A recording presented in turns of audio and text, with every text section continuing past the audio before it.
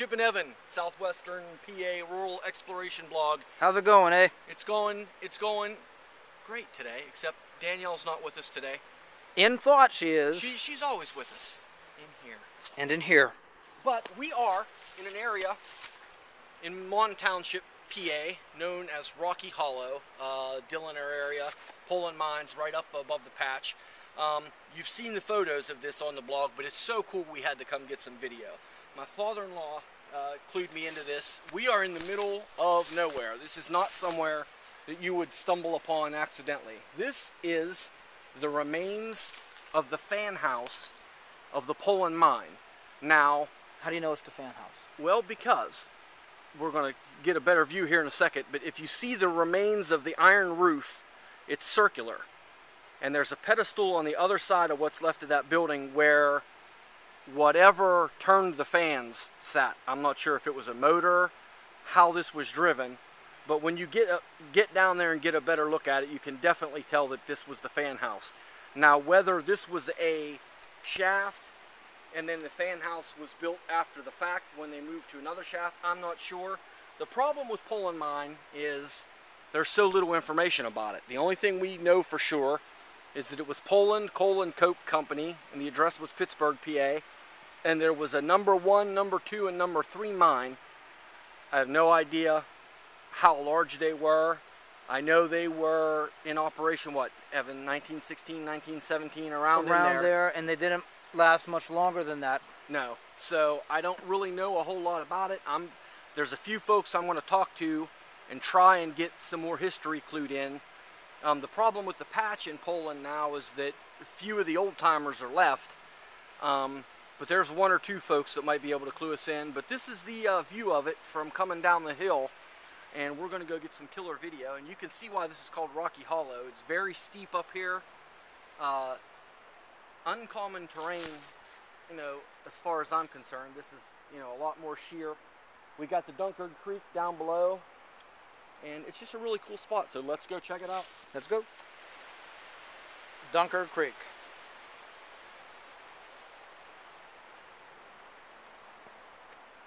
Oh. Whoa, don't fall. Dangerous business this vlogging is. Here we are at the Poland fan house. Throwing this out of the way. The remains of, like I said, my father-in-law, Marvin Brown, clued me into the location of this. Not a whole lot of the actual building left. But something I've noticed in our blog and a lot of the other cool websites that we go to that we're friends with on Facebook, the Northeastern PA guys, a lot of the gang down around Pittsburgh, is these buildings, the construction of, it's so similar. A lot of this stuff was built in the same era, the early 1900s and everything, and it's just even the little pieces of building that remain, you can see the architectural, the influence in the other buildings, like maybe they're, I don't know if back then the mines built them individually or whether there were contractors that came around. I don't know how that worked back then, but a lot of similarities. But this is really awesome here. This is grade A Greene County coal mine history here. Now what we're looking at, I'm going to talk loud because I'm going to walk around while Evan shoots. It looks to me, there are 2 troughs here. A little bit loud with that. 2 troughs, they're about 4 feet wide. They're parallel to each other.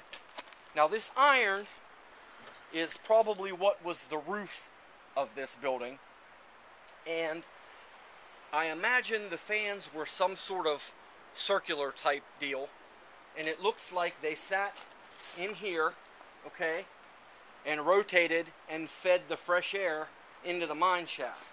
A little bit louder. Let me get around here so I don't fall.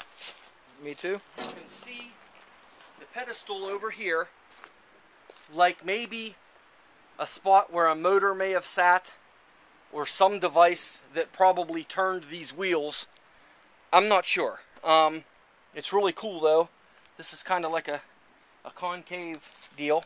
If this was cleaned out in the 80s, I'd have brought my skateboard down here and I'd have thrashed it. You were a punk, weren't you? I still am. I still am. You live on the Strand? I do. Now here you can see, I didn't notice this last time I was down here, there's a gear. This actually has a gear. I don't know if you can see it, but there's like a tooth as if it's designed to only spin one direction, like a ratchet on top of this piece. that was probably on the roof. Now, whether maybe that kept the fans from kicking the wrong direction and sucking the air out of the mine, I'm not sure.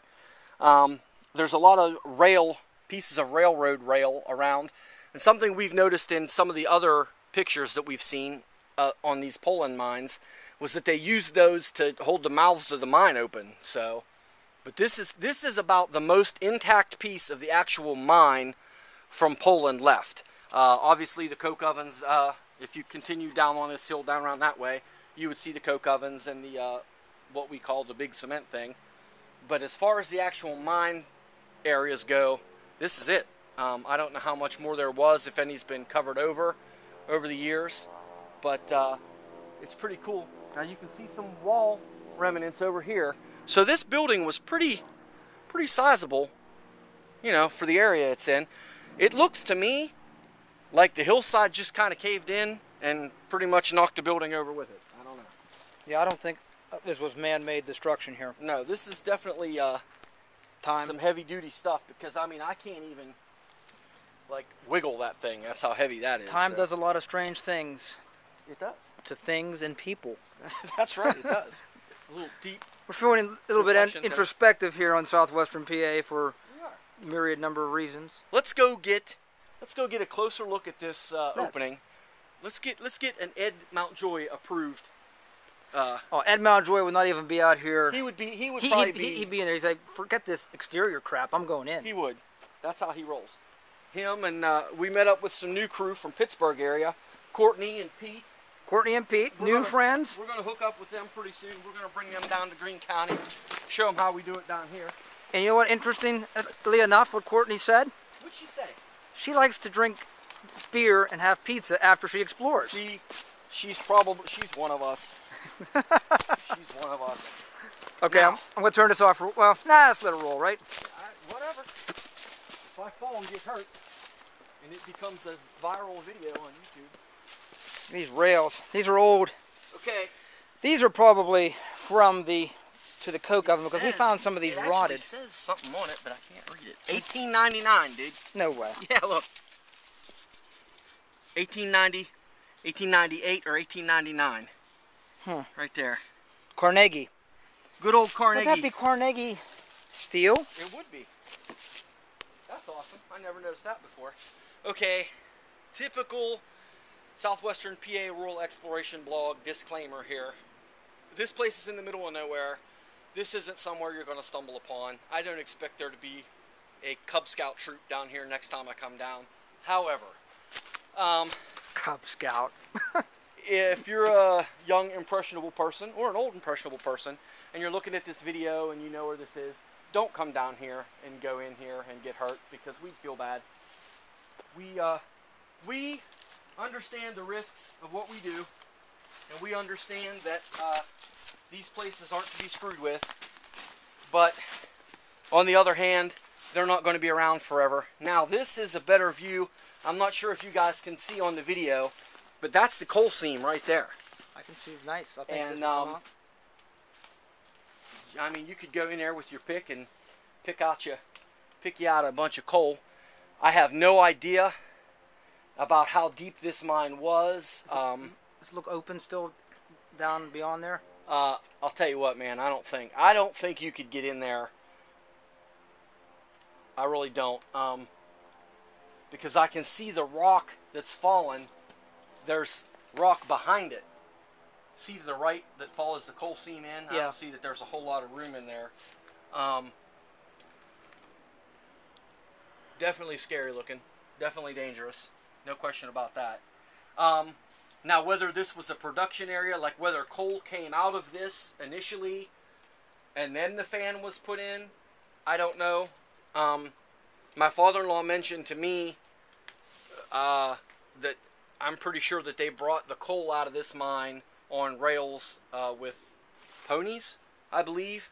I've even seen pictures of smaller coal mines in the area using dogs to pull the carts out, but I'm not sure how this mine worked. Definitely a lot more research needs to go into it.